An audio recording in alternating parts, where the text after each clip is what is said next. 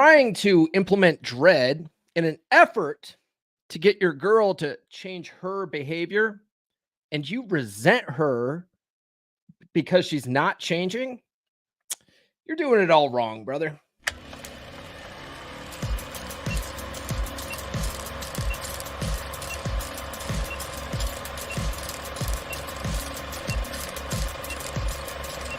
We're going live. No. We'll do it live. This is the Come On Man podcast. And here's your host, Paul Bauer. Good morning, guys. As Nurse Chick says in the comments here, happy hump day. It's her favorite day of the week, guys.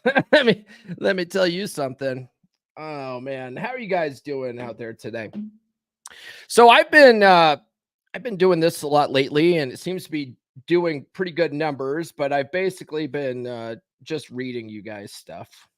It's been story time with Paul Bebe, and it's been going pretty good. So I pretty much scheduled the whole week that way. Also, I have been going through the Red Pill archive and going through some of the gems in there, and I like to keep those ideas circulating because a lot of those ideas are disappearing off the internet. In fact, a lot of the old Reddit forums where a lot of these ideas were shared, like the original Red Pill subreddit, it got quarantined. Like the Reddit got rid of it. It was too toxic, right? You can't have men swapping notes. You can't have men going out there and having sexual strategies. I have to say it that way because we're not at the 8-minute mark. So a lot of these ideas are going away. That's why my man Ryan Stone wrote his books, right? His last 2 books, Dread and Frame. And dread is the topic of conversation today. And I will say that Ryan's got this laid out really well. He explains it very well and how to do it properly. So if you haven't gotten his book yet, definitely get that. But you have to have read his first or his second book, right? You have to read the book on Frame, or else dread's not going to work, which is what this article really kind of gets into today. And that's what I'm going to be reading to you. So I'll drop a link to that in the chat. It's also in the description if you guys are listening to the replay on Spotify or iTunes or something like that. But if you guys are watching live, I'll drop a link here in the live chat. And this article was written by a guy named, is it Tyred or Tyred Bigums back in 2020. Back in August of 2020. So it was like right when I was starting out my podcast. I started out, I think, pretty much like in August 2020, I would say. I want to say it was definitely 2020. This is when I started the podcast. So this guy wrote it back then. And it's called The Dread Contract and Scoreboard, How to Frame Improvement for You.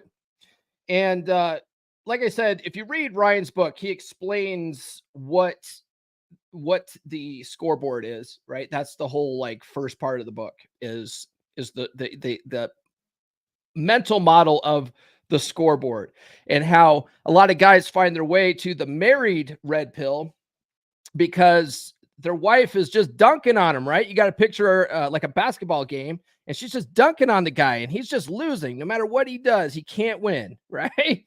How many guys feel like that in a relationship? No matter what he does, he can't win. He's not doing it right. She's always pissed off. He can't do anything right. She's always doing layups and dunking on him. So the whole idea is, okay, well, a guy's got to start putting some points on the board, right? Guys got to start putting some points on the board. Well, Tyred here, he posted this article because he's like, a lot of guys are just doing it all wrong. They have the concept of dread down completely wrong, right? So he says, so many posters come in here and worry far too much about how much dread they are instilling, or ask if they should just skip everything and have a FMOFY speech. Oh, that's man, we can't say it at the before the 8-minute mark, but FMOFY is F me or F you, right? So they're like, should I just skip everything and have an F me or an F you speech? even guys who have been here a while may chime in with a, what dread level are you on? There's a fundamental problem with this line of thinking, he says. Okay. On one hand, we talk about having frame, removing covert contracts, and destroying the scoreboard. On the other, we have dread, which is in her frame, a giant covert contract and a scoreboard, he says. Now, if you guys don't know what a covert contract is, I highly recommend that you guys read the book No More Mr. Nice Guy, because that is a concept that Dr. Robert Glover came up with. And it's in regards to nice guy syndrome. And what a covert contract is where a guy does something expecting a certain result, right? Of other people, right? So you do something for someone else expecting a result from that person without telling that person what you're expecting, right? And a lot of guys do this. They bring their girls flowers, right? They do the chore play around the house, trying to get on her good side, try to get those brownie points, right? I talk about it every once in a while on the podcast, but when I was dating Red Pill Chick, one of the major covert contracts I realized that I was doing in hindsight was I was buying her flowers. I would buy her flowers every month, right? I would send her flowers to her work so that in the trying to make sure that all of her coworkers saw it so that her coworkers would be jelly and I would get those brownie points and I would be a good boy, right? Man, I learned my lesson. That was a monumental waste of money, right? It was a monumental waste of money and it was meaningless at the end of the day. It was a giant covert contract, right? So when you guys get into the space, that's one of the things they have to unlearn is the idea of covert contracts, right? Yes, Nathan says Bullet Club, nice shirt. Yeah, too sweet me. For the love of God, somebody too sweet me. And Mike Steele says covert contracts create resentment on both sides. They really do. They really do. That's a major problem with them, right? So he says here, we're creating massive covert contracts, and that's biting people in the, we're still not at the 8-minute mark, biting people in the butt. Can't use grown-up words until the 8-minute mark, guys. Guys, before we get too far into this, be sure to like, subscribe, hit those notifications. And thank you for everyone that's sounding off in the live chat right now. I appreciate that. That helps these go by much smoother. And then if you guys are watching on a replay, drop a comment below your favorite emoji. Doesn't matter. All that kind of stuff boosts us in the algorithms. And then guys, do send some super chats. Don't be stingy with those things. All right. That helps support the show probably more than anything else, but especially if you get value out of these live streams. Right.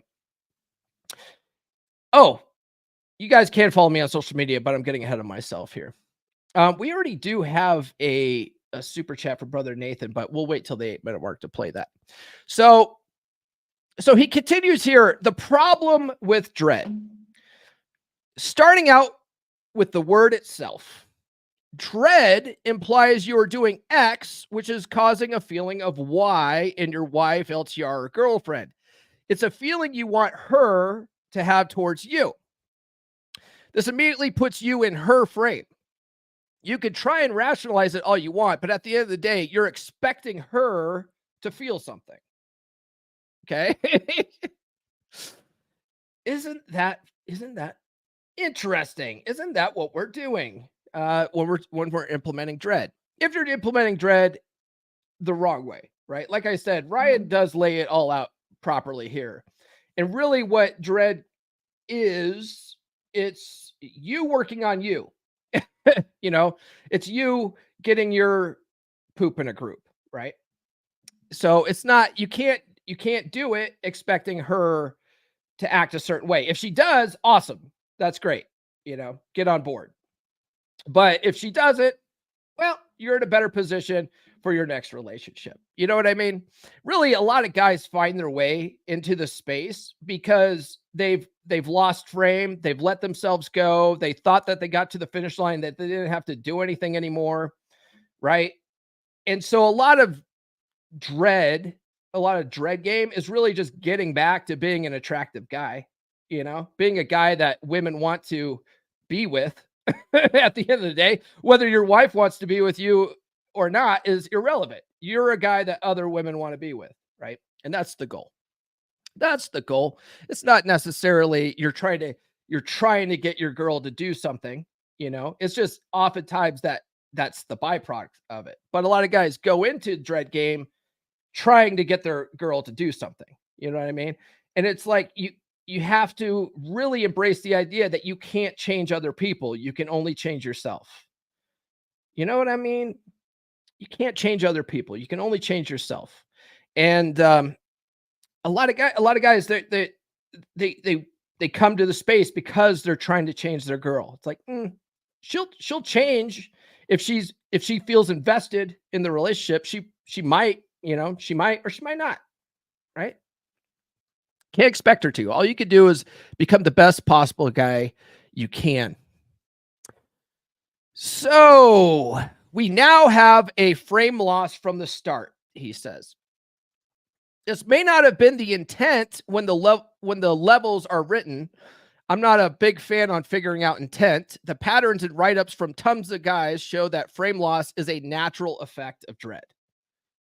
Which is why I say you have to read Ryan's first book in the Praxeology series, because if you don't have your frame in check, dread's not going to work for you, right?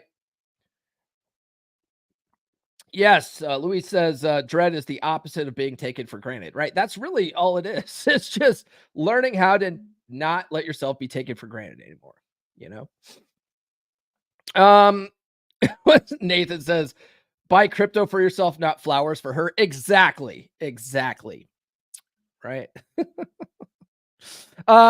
Speaking of brother Nathan, he does have a super chat here, and we are now finally past the 8-minute mark. So he sent a $2 super chat. Oh, I need to fix that. There we go. I was just going to say it. This guy fucks. Am I right? Yeah, he definitely fucks. Guys, don't be stingy with those super chats, all right? We're talking about dread game today. That's everybody's favorite topic, isn't it? There are caveats against covert contracts in the levels, but these caveats are offset with conflicting messages. Covert contracts, and are extremely easy to overlook or ignore for a few guys, especially guys that haven't worked on their frame yet, right? That's why you guys got to get. That's why Rolo's, iron rules. First iron rule is frame is everything, right? You guys got to work on that first. Work on dread later.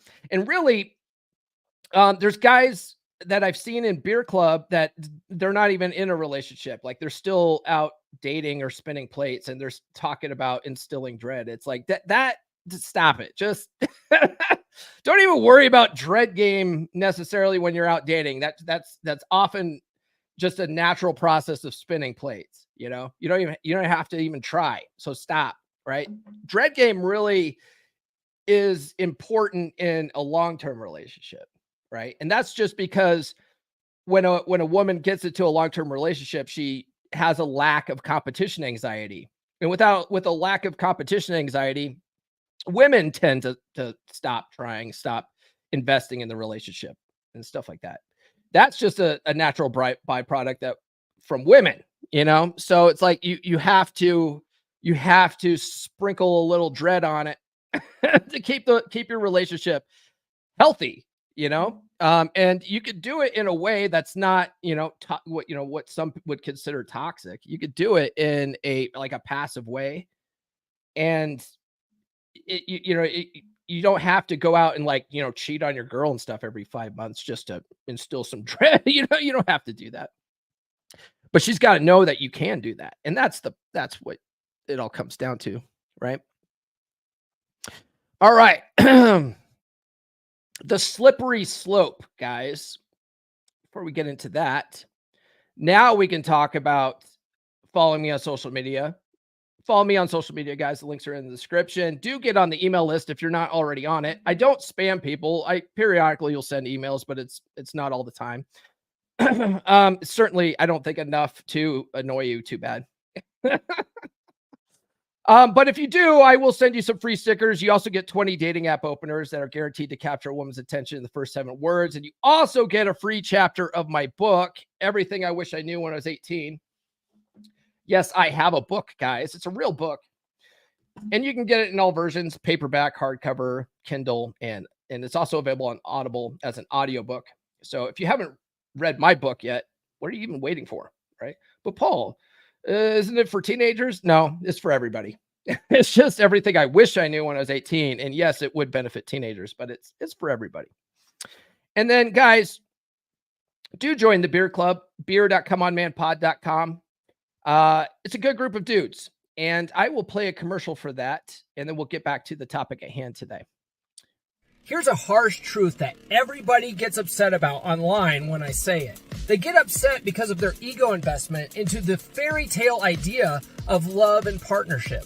They get upset because of their ego investment into the idea that their woman is their best friend, their confidant, and they think that love will conquer all, and that their woman will be there through thick and thin. The truth is that as a man, your woman is hardwired biologically and psychologically to want you to be her rock. It doesn't work the other way around. Women do not care about your struggles as a man. They may think they care. They may even want to care, but her evolutionary DNA will not let her care. If you bring her your problems, she will lose attraction for you over time, and she will leave. Now, whenever I talk about this, people lose their minds and start talking about men unaliving themselves. The faster that men learn that women don't care about our struggles, the faster we'll save the lives of men. Men off themselves because of their own ego investments in the Disney fairy tale lie. And when that fairy tale goes up in flames, they get zeroed out and they end things. Men do need a proper outlet for dealing with their problems, but going to their woman isn't the answer. Men need a tribe. They need a brotherhood. That's why I created my beer club. It's a monthly virtual hangout for men only. It's a place where men can be men. It's a place where men can talk about guy stuff without having to worry about offending women. It's a place where they can go without having to worry about being called toxically masculine. It's a place where they can go to solve their problems. Because men solve problems. Women cause problems, you dig? Visit beer.comeonmanpod.com. That's beer.comeonmanpod.com to sign up. Yes, and guys, do sign up because our next meetup will be next week on Thursday, the 25th. So if you want to hang out with like-minded guys, swap notes, talk about guy stuff, that's an outlet for that. It's only $10 a month. It's like a cup of coffee at Starbucks, guys. We have another super chat here from Tim. Tim sent a $1.99 super chat. I'm gonna give him this one here. Let's see here. We'll give him this one. I was just gonna say it. This guy fucks. Am I right? Yeah, definitely fucks. Thanks for that, man. I appreciate that. And then Mike says, is there a point where her dread becomes so severe that she becomes insufferable? Like there's no guarantee that she's going to act any certain way, right? Which goes back to the idea of a covert contract. You can't anticipate exactly what she's going to do. But Ryan talks about in his book that there's a point where women will get to when the hamster is going crazy in their brain, and she might have a breakdown. Right. And he calls this the main event, right? So that often happens, but it could also be that he says in the book too, your wife might just be a shitty wife, So it could get to the point where she's just an epic bitch and you realize, you know what, the relationship needs to end. Sometimes relationships just run its course. Just because you go into a divorce or you end up breaking up with someone doesn't necessarily mean that you failed either. It just means that you're not compatible. You know what I mean? Not every relationship is worth saving, All right, guys, smashing like is alpha. So if you haven't done so already, please do so. CW says, yes, the book is great. Read it, damn it. Yes. I assume he's talking about my book. And if he's not, I'm just going to say he is. Okay. All right, guys, the slippery slope is the next section here. He says, we've established whose frame dread is really, whose frame dread is really in, hers. Now we're tumbling down a slippery slope, and not the good kind. First up are covert contracts, which we've mentioned before. First up are covert contracts. You think to yourself, well, I'm a DL5. If I move to DL6, so when he says DL, it's dread level. Well, I'm at DL5. If I move to DL6, then she'll fuck me for sure. Or we may ask, what dread level are you at? As that implies why she isn't fucking you, right? That's what he says. That's what happens in the married red pill. Well, what dread level are you at, brother? Well, she's not fucking you yet. It's because you're not at level 6. He says, now we have 1, a frame loss, and 2, a covert contract, right? Since she isn't fucking you, or it's still 1 to 2 times a week or month or year, you've pulled out a spreadsheet, and he crosses that out. You pulled out a scoreboard in your head. You are highlighting the days we fucked in green in my head. Giving them a rating of 1, starfish, or 10, porn star. And we will have a clock on if it's been X days since she fucked me. Right? Have you guys seen the post where the guy kept a spreadsheet of every time his wife declined sex and what excuse she gave? Have you guys ever seen that? And then it got shared online. It got shared online. And of course, all the MGTOW guys are like, see, this is why you got to give up on women, blah, blah, blah, blah, blah, right? And it's like, guys fail to recognize what a fucking loser that guy must be to post his L like that on the internet, right? Like, wow. Just say you're not attractive, dude, and that your wife doesn't want to fuck you, dude, you know? And tell everybody. Just tell everybody instead of working on your shit, right? Hey, Nuke's in the house. What's up, man? So now we have 1, a frame loss, and 2, a covert contract. Since she isn't fucking you, right? We already said that, right? You're keeping a spreadsheet. So 1, frame loss, 2, covert contract, 3, scoreboard. Now we're keeping score of our losses here. So he goes, looking at the dread levels. So these are the dread levels. Level 1, sidebar. Sidebar, shut the fuck up and lift. He goes, sound advice solves 99.9% of Ask MRP, right? And so if you guys don't know what sidebar is, right, because there's always new people coming to the space. What's the sidebar, Paul? Sidebar is a Reddit term, right, where you go to a Reddit subreddit, and then in the right, there's like frequently asked questions and rules for the group. And in the married red pill, there's a whole list of required reading, right? Books like No More Mr. Nice Guy, When I Say No, I Feel Guilty, The Rational Male, stuff like that, right? So if you go through and read all those books and apply what you're learning in those books, like that solves 99.9% of your problems right there.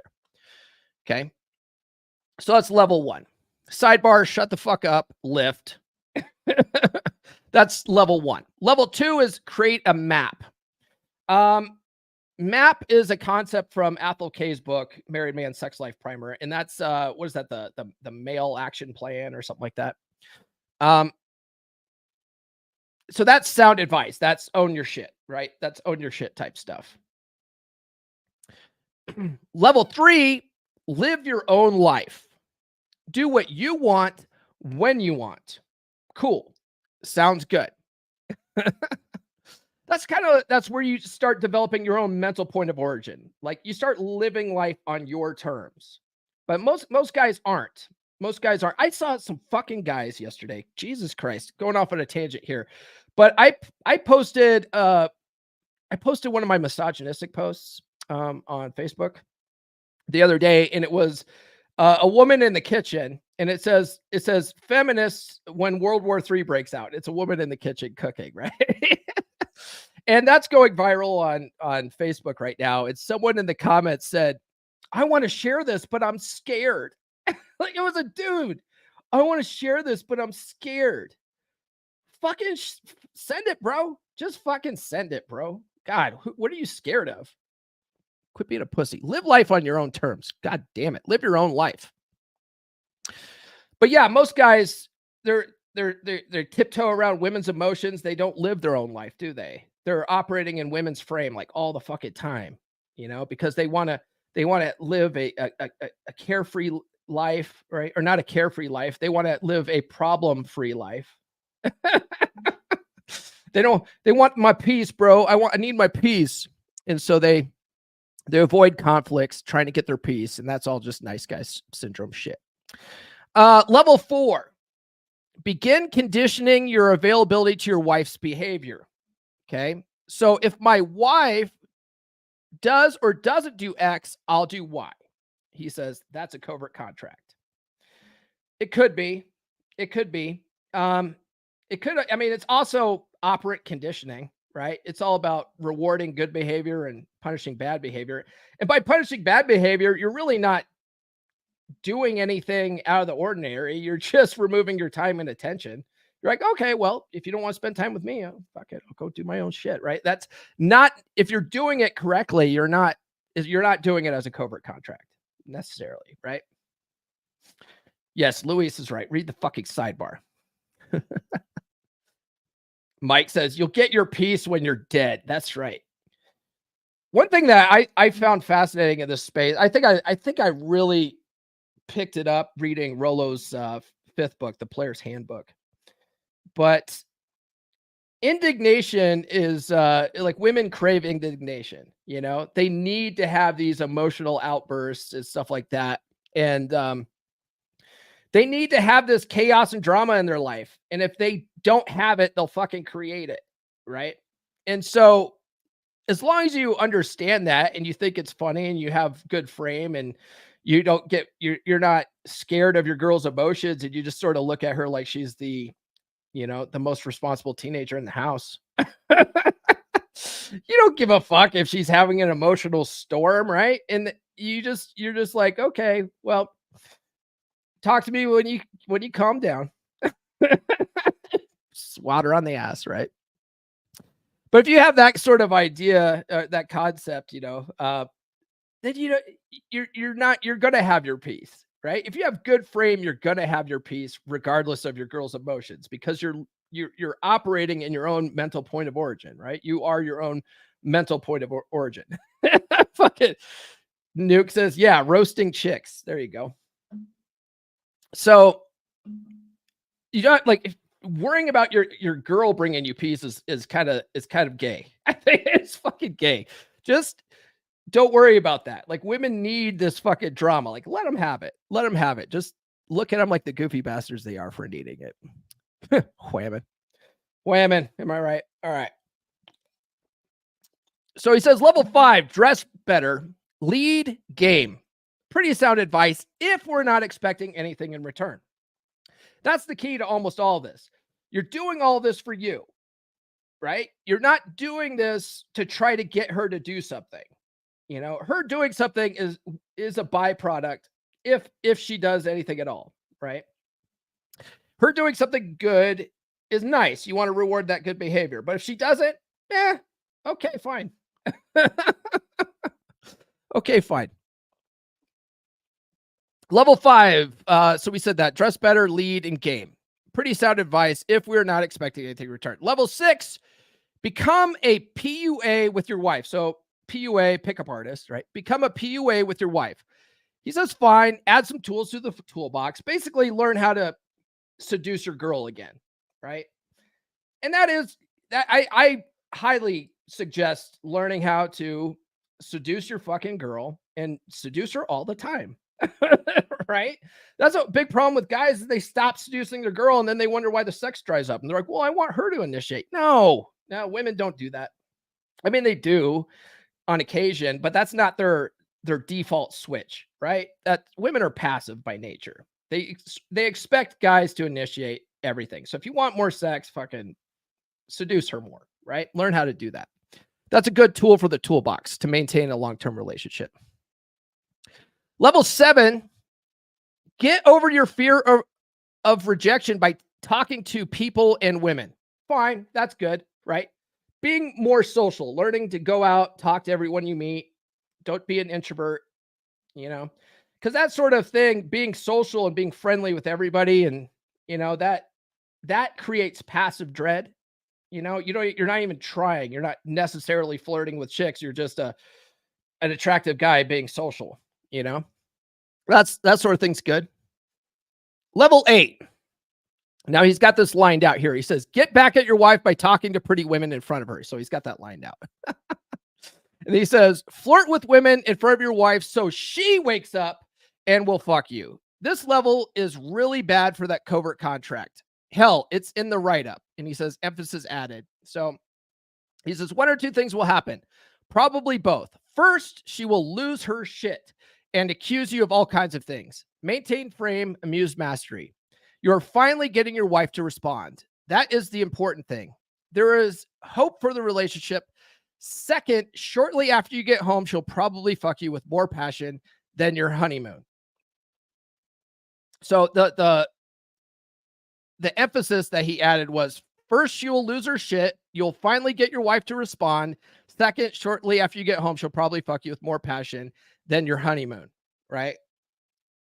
He goes, this is pure play dancing monkey thinking. Pure play dancing monkey thinking. And by that concept, Ryan talks about it, is the dancing monkey improvement program is this concept that if you do paint by numbers, X, Y, and Z, your wife will do, A, B, and C, right? And that's just not how any of this works, right? You can't control other people. You can only control your own actions, right? So just thinking that if this happens, this will logically happen afterwards, it's not necessarily true. And then guys get resentful when it doesn't happen. And now you're in a covert contract, right? And then all she does is just blow up at you and then withhold sex because you're flirting with all the girls around you, right? He goes, you're still in nice guy mode. I'm going to do this and now she'll fuck me.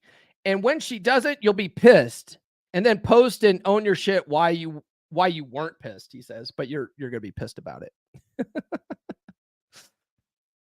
So yeah, you can't be doing this stuff necessarily expecting some kind of magic, her magically to do this stuff, right? You just need to become a more attractive guy and make it just a part of who you are, not because you're necessarily expecting anything, right?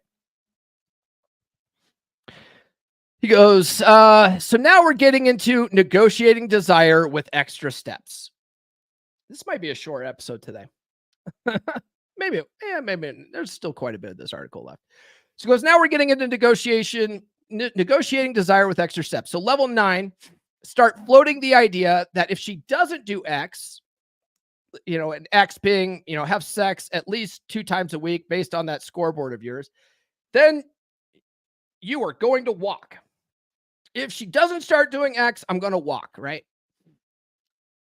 Level 10 is fuck me or fuck you.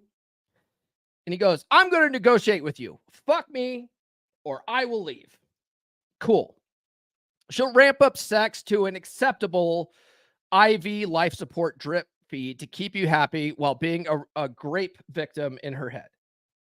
Right? And man, Archwinger has a really good post on that about how every woman in a relationship that's basically having sex, like having obligation sex, is basically a grape victim. She doesn't want to do it, but she feels obligated to do it because now she's married and, you're going to leave if you don't, and it's like, you don't want your girl to feel that way. Do you want your girl to feel that way? I wouldn't want my girl to feel that way. If my girl was feeling that way, I'd be like, you know what? Maybe this just isn't working out. You know what I mean? You want that genuine desire, do you not? Right? And you can't negotiate that. You can't negotiate genuine desire. You know? So then level 11 and 12, he goes, you start sleeping around and then tell your wife about it, because that will show that bitch. So he goes, Rambo and Dread. Yes, and Luis mentioned it already. Rambo. This is where guys go Rambo mode, right? Yeah, Omega says, always have one foot out the door. Yeah. Like heat, right? You got to be willing to walk away. It's Corey Wayne talks about it in his book. You know, he says, he quotes Michael Yon and says, the strongest negotiating position is being willing to walk away and mean it. But you don't want to be negotiating, because that's, you know, that you can't negotiate that genuine desire, guys. So Rambo and Dread. Rambo and thinking about Dread goes together, because you're still 100% in nice guy covert contract mode. When your wife doesn't respond, you get pissed. Like really pissed. The whole levels from 4 on are one big exercise at Ramboing, he says. The whole levels from 7 describe a Rambo 100%. Right? Oh, Patrice O'Neill came up with the idea of Rambo. Oh, Louis, send me a video about that, if you can find one, because I did not know that. That's good to know. So the whole levels from 7 describe a Rambo 100%. He goes, 1, I am more fit and dress better. 2, it's not working. 3, I'm trying to seduce my wife. 4, it's not working. 5, I'm going to seduce other women. 6, that's not working. 7, I'm going to seduce other women in front of her, then she'll fuck me. 8, she still isn't fucking me.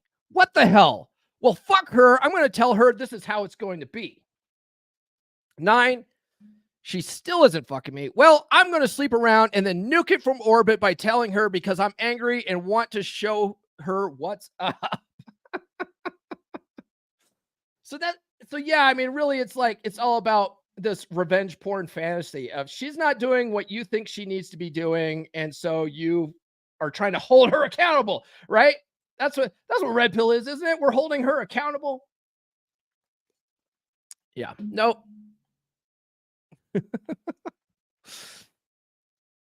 If you are thinking in terms of dread, you are doing it wrong, he says.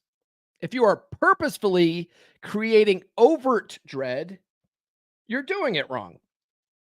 So in overt dread, right? So there's 2 ways of doing it, right? You could do covert dread, which is advisable, or you could do overt dread, where you're actively doing shit, right? Like if you read the book Atomic Attraction, there's a whole section on dread that is just toxic shit, right? He talks about going to Macy's and spraying on women's perfume and then coming home so that your woman smells the other woman's perfume and asks you about it. And then you go, oh, I was just out sampling colognes or whatever. I was just out sampling perfumes. Like, trying to get her to think that you might be cheating in an effort to get her to start putting an effort in the relationship. It's like, you're probably going to fucking nuke your relationship. It didn't need to be that way. It could have been handled much better. Right? So that's overt dread, right? Posting pictures online of, let's say you go out to a bar and you tell your girl, hey, I'm going out tonight. You go out to a bar and you order, because you can't get laid, right? Because he talks about here, I'm going to seduce other women. It's not working, right? So you go to the bar, you order a fucking beer, and then you order like a fucking, strawberry daiquiri, right? Which, most people would argue is a woman drink. And you put them side by side and you take a picture and you post it on social media, just without any kind of context or anything like that, to make her think that you're out with another woman. That kind of shit is overt dread type activities, and it's kind of toxic as shit, right? That kind of stuff is good if you're out dating and spinning plates, though, right? If you're not in any kind of committed relationship and you're seeing multiple women, posting that kind of stuff does get women thinking more, and it does induce that competition anxiety. It's kind of a hack you could do while you're out spinning plates, but you don't necessarily need to do that, you know. And doing it while you're married is just, I think it's just fucking dumb. It's just dumb, right? So he says, if you're purposefully creating overt dread, you're doing it wrong. If you're talking to your wife about having sex with you, you're doing it wrong, right?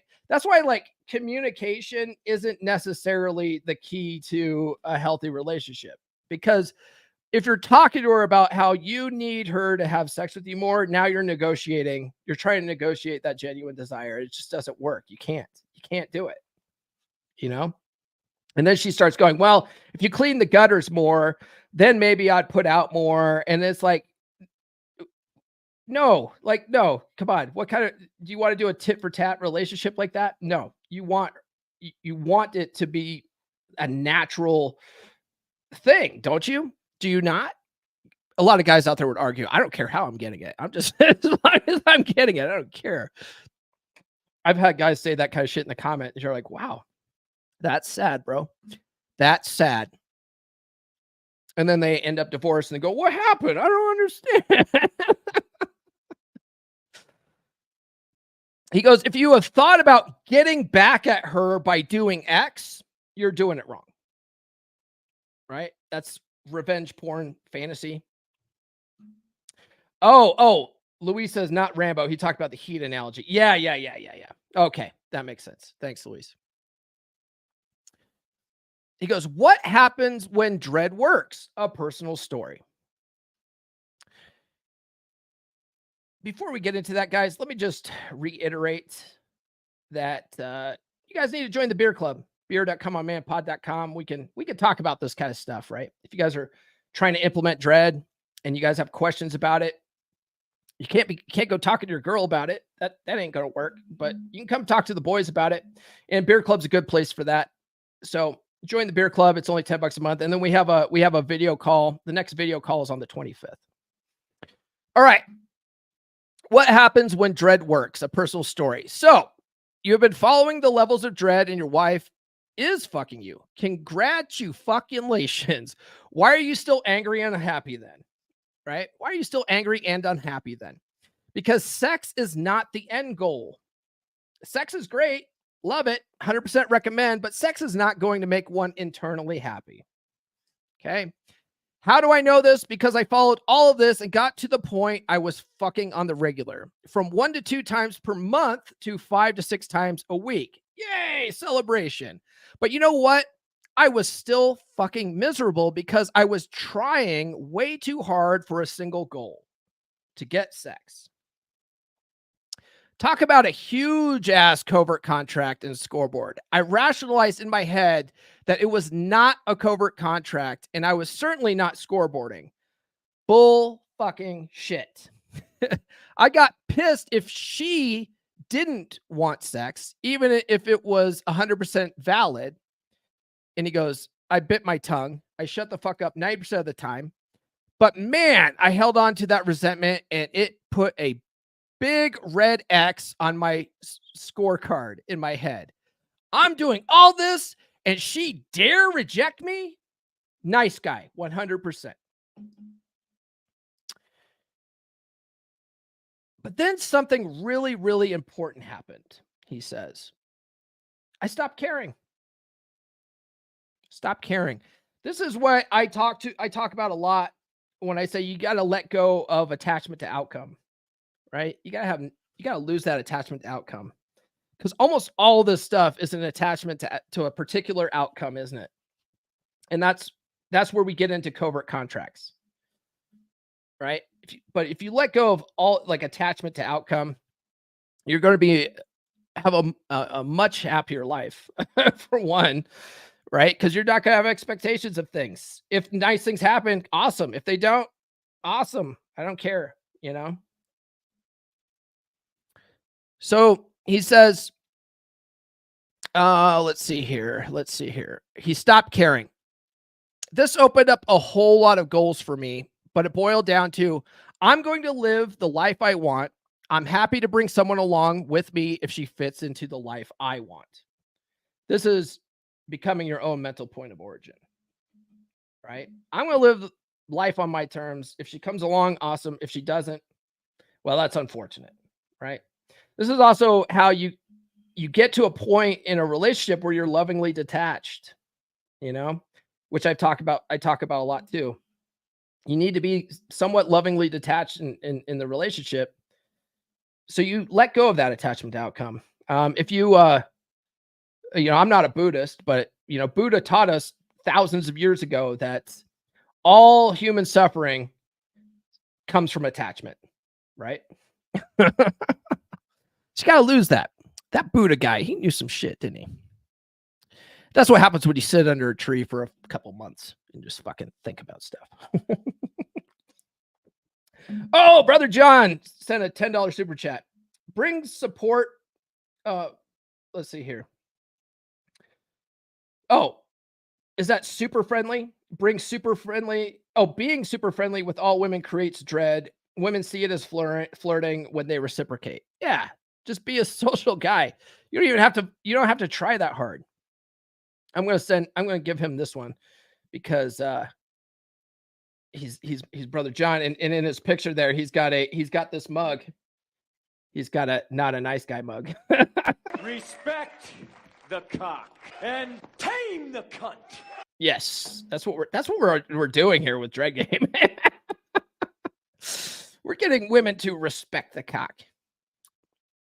All right. So he says here, I'm happy to bring someone along with me if she fits into the life I want. He goes, my wife didn't fit, so I moved on. Maybe she would have if I didn't go so Rambo. Maybe she wouldn't. I don't know. I believe she never would be what I wanted, but we will never know. At the end of the day, it was all my fault as I made poor ass choices. Okay. So why am I so anti-dread? He says. So this guy is clearly anti-dread. He goes, sure, having the concept of dread floating around in my mind caused me to do some stupid shit. Maybe it wouldn't if written differently, but that's not the point and comes dangerously close to me trying to excuse my failures. 9 out of 10 times I see someone reference dread, it's with the covert contract mindset. This is harmful and leads men to a dead end. He goes, I'm going to up the dread because she's not fucking me, right? I'm going to up the dread because she's not fucking me. Or sorry, I'm going to up the dread because she's not fucking me. I'm not going to up the dread because she's not fucking me. What level of dread are you on? Only 4? Well, no wonder she won't fuck you, right? What level of dread should I run if she's fucking me, right? Can I just give the fuck me or fuck you speech so she doesn't fuck me? So if she doesn't fuck me, I can just leave. He goes, dread is the ultimate nice guy move. Instead of becoming a better you for you, you're becoming a better you for her. And when that doesn't work, you get butthurt and pissed. Right? Maybe a different mindset will help someone. Maybe it won't. But now I can link this post. So what's good about the levels? He says. So there are some great things that are preached in the dread levels, right? We've got take care of yourself physically. That's good all around, right? We want to have good physical health, don't we? Do we not? You'll live longer. You'll live longer if you're, eat healthier and you go to the gym and you work out. You'll have less health problems. You won't be sick as often. You notice like how people that are obese are they often they're sick all the time. That's because they have compromised immune systems and shit. Oh man, I went running on Friday. I was in Florida. I went jogging. I went on my 6-mile run, and I come back and I'm talking to the hotel lady, the hotel clerk, and she's this overweight lady, and she goes, "Did you just go running?" And I was like, "Yeah, I just came back from my run." And she goes, "Oh, I can't do that." She's like, I have all this exercise equipment at home because years ago I got divorced. And so I lost all the weight. And I'm like, as we do, right? Like women, men and women, they like let themselves go when they get married or they're in an LTR, they just get fat and they think that's acceptable behavior. And then when the relationship ends, now they fucking, all of a sudden they get back to the gym because now they're back on the dating circuit and they have to be attractive again. Why did you stop doing that shit? Why did we stop doing that shit? Right? No. No more of that. We're going to take care of ourselves physically now. Okay.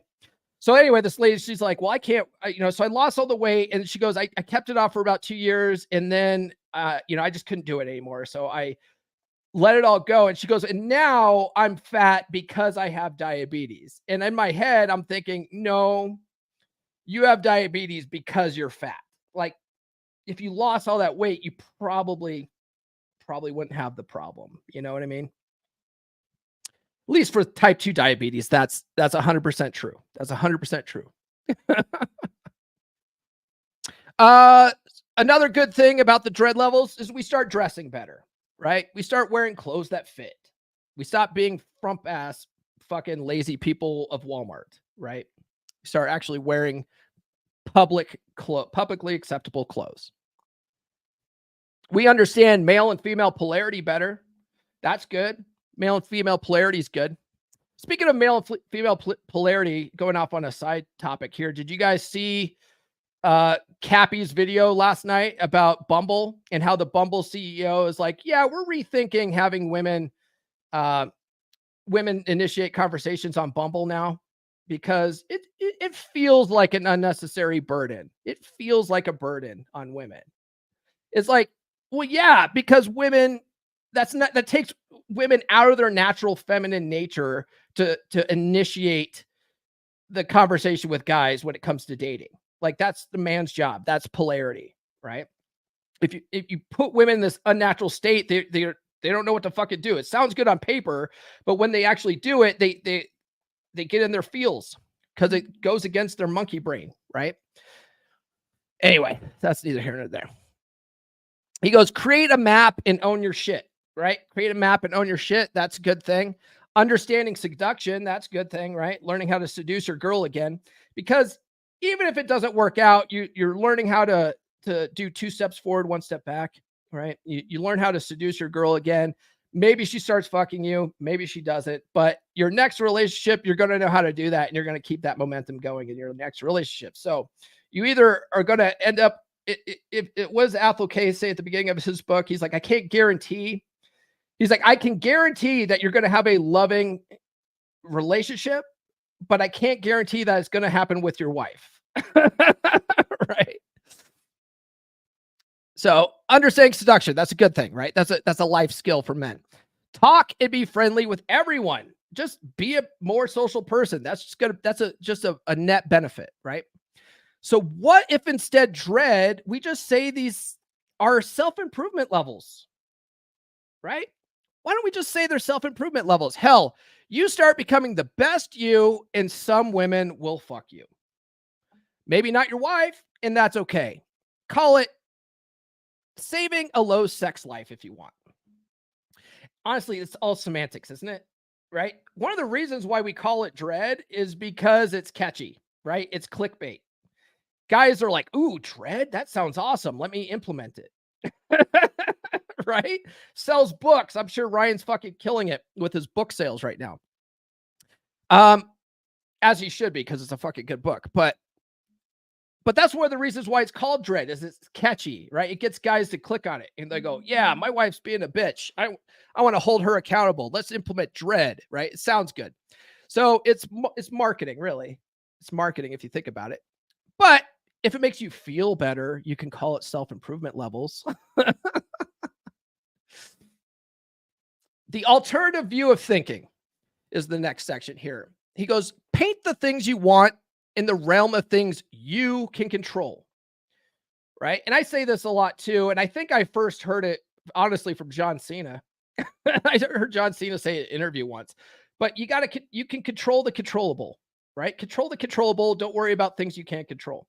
A lot of guys have anxiety about stuff, right? Because they're worried about future events. And it's like, well, thinking causes anxiety, but action cures it. If you can be doing something about it right now? Why aren't you? If you can't, why are you worrying about it? Control the controllable, right? For instance, I will have a satisfying sex life, then work towards that. By becoming the best you, that will happen. Just like if you eat healthy and lift, you will look better. It may not be with a particular woman, your wife, but it will happen. Don't expect it from any particular person, right? So that's really the key, right? And that's the stay plan is the same as the go plan, which is what Ryan lays out in his book. The real key to happiness is not give two fucks about anyone. He goes, exceptions are my kids. I care a lot about those little fuckers, maybe too much at times. Yeah, I do too. Yeah. Single fucks are okay for he goes, single fucks are okay for those close to you. Zero fucks for the rest. Be unapologetically selfish in what you want and be authentic to you. The authentic part takes a lot of ego shedding and it hurts. Suck it up, cupcake. Here's a 30,000 foot view of a process that is within your frame from the start. Okay. So this is what he recommends. 1, lift heavy because you care about your health and how you look. Okay. If you're going to the gym because you're trying to look better for women, you're doing it wrong, right? Care about how you give a shit about yourself. Give a shit about yourself. Okay. 2, read the sidebar because you know you need more information on how to grow, right? 3, shut the fuck up for now because you know you aren't strong enough yet to open your mouth. 4, begin exiting her frame. 5, dress better because you care about yourself and how you look.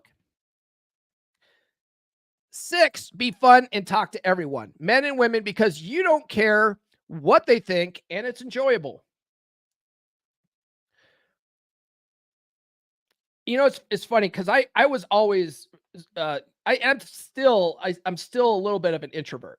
Honestly, you guys might not even realize it. I'm a little bit of an introvert. I'm a little bit of a homebody. And when I started doing all this stuff and going out and talking to people and just, you know, engaging in random conversations with people, I just like I actually ended up feeling better about myself, you know, almost like just a self of accomplishment of just talking to other people, you know. And I think a lot of the introvertedness comes from my upbringing. My dad's a total fucking introvert. He doesn't go anywhere. My dad's like the most boring guy. He doesn't fucking go anywhere. But he is an excellent conversationalist if he wants to be, you know, like if he goes out and he's very friendly, he's got the gift of gab. He just doesn't like doing it. So sometimes you got to force yourself to do it, but it's a net benefit to do that, right? To be more of a social person, just talk to everybody. I talk about that a lot, just talk to the baristas when you go there. When I was in Florida, I took my son to a Twin Peaks. Took my son to a Twin Peaks. If you guys aren't familiar with Twin Peaks, it's like Hooters, but sluttier. And our waitress was this really cute college chick. And so I started chatting with her about, what brought her to Florida. Cause her name tag said she was from Syracuse. And she was talking about how she's going to Florida for college and stuff like that. And then I ended up like asking her, hey, can we take a selfie with you? And my son was just like, what? This is amazing. So we got my son and I a selfie with this waitress and stuff. And that's just me being, a personal, friendly, social person. You know what I mean? Anyway, be fun to talk to everyone, right? Flirt with your wife and other women because you find it fun and enjoyable, right? It just comes down to being more social, right? Not because you're necessarily trying to get your girl to do something. It's just because now you've learned to be a social guy, right? Start living your frame by being authentic in who you are, because fuck what other people think. Fuck what other people think, man. And then begin pushing your frame out into the world by being openly and honest and authentic with those close to you, because you don't expect anything in return and don't care what they think, right? It all comes back to being your own mental point of origin. And he goes in 10, manipulate the world to the best of your ability to get what you want, right? But Paul, you're teaching guys manipulation? Fuck yes. Fuck yes. Are you kidding me? You know what's really good that's often slept on, but I do periodically, is I read books on sales. I read books on sales, right? And I didn't put 2 and 2 together until I read Corey Wayne's book, How to Be a 3% Man. But dating is sales. So if you get good at sales, that's basically learning to be good at persuasion. You know, a lot of salespeople use NLP because it's all about rapport building. A lot of NLP is about rapport building, getting people to like you, you know, selling yourself. If you want to get good at game, read some sales books. Read some sales books, right? Then you can learn how to manipulate the world to the best of your ability to get what you want. He goes, as a consequence of this cool and authentic new you, you'll give your time and attention naturally to people. He put here women, and he crossed that out. He goes, naturally to people who fit into your life. It will be a consequence of being busy and living your life. Living your life, let's see here. This guy, he's got typos. So living your life like that will take priority over others who do not fit within it. So Tyrant, what about the sex? It's rule 0. It's rule 0, right? You guys know what rule 0 is? It's not just the name of a show. We did a whole rule 0 on that, actually. Rule 0 is about men's sexual strategy and a positive male identity, right? So that's why he says, what about the sex? It's rule 0. And he goes, I get it. You guys finding this place want the sex. It's all about the sex. Until they get far along and it's not. When they build abundance and know the sex is going to be there, they start thinking, well, what else do I need to work on? Why am I not happy? I'm getting the sex. Why am I not happy? Right? So for the new sex-focused guys, this progression ups your sexual market value to crazy levels naturally. High sexual market value equals high attraction, which equals sex from women out there, from some women out there, which equals sex from some women out there. And it does it from your frame. No guarantees that it's your wife, though, right? Which is how I mentioned before. That's how Athol K starts his book, right? You're going to become a more attractive guy, but and you're going to end up in a loving relationship. It just might not be with your wife, right? That's why the stay plan is the same as the go plan. Oh, and through this process, you may find you like your wife. You may like her, or you may find you don't like your wife and want to move on, right? Ryan has the whole chapter on that. Maybe she's just a shitty fucking wife, right? You just got to learn how, fuck. It's time to move on, man. It's time to move on. It doesn't matter. It doesn't change your view of the world or how you act. Stay plan is the go plan. He says, good luck, careful planning, and own your shit with discipline. So that's the article, guys. I think it's a pretty good one. It makes a lot of points, right? Because a lot of guys, especially now, a lot of guys are getting back into dread because, you know, Ryan brought it back to the forefront with his book. So this gives you a contrasting view on how to think about it differently, right? Because a lot of guys are doing it for that covert contract shit, right? What does Mike Steele say? Parenting done right. Bring your son to Vegas when he's 21. Oh, dude, bro. Yes, dude, I'm totally fucking doing that. Oh man. Okay. So that's all we got, guys. Actually, it wasn't a short episode. It was a little bit of a long episode. So let's go ahead and end with, tune into the podcast Friday. I am going to start my new series. God, I got all these books here. Paul, why do you got all these books? Because I like to bring them up as references. I'm going to start my new series on Friday on the Book of Puck, right? This is a classic book, guys.